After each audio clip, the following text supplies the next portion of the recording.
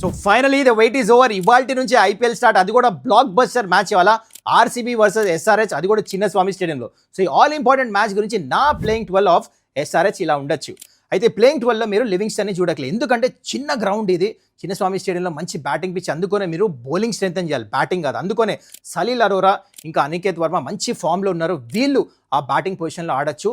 SRH bowling strengthen చేయాలి ఇందా చెప్పినట్టు. అందుకనే Brydon Carse or David Payne కొత్త లెఫ్ట్ ఆర్మ్ ఫాస్ట్లో వచ్చారుగా, వీళ్ళిద్దరి నుంచి ఎవరినైనా నెంబర్ 8 ఆడిపియచ్చు.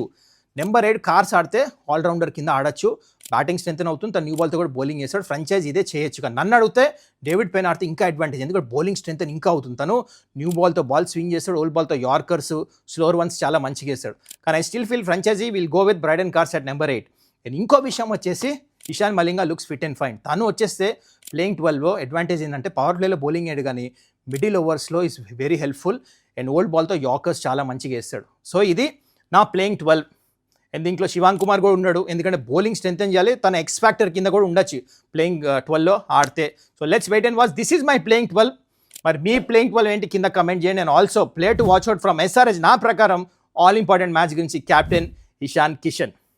సో మీరు చెప్పండి మీ play to watch out for ఎవరు, అండ్ ఈ మ్యాచ్ ఎవరు గెలుస్తారంటే నా ప్రకారం, బికాజ్ బోత్ ద టీమ్స్, ఇక్కడ కమిన్స్ లేడు, ఇక్కడ హేజల్వుడ్ లేడు, కాబట్టి బౌలింగ్ కొంచెం వీక్ ఉంది, అందుకనే second batting team to win the match.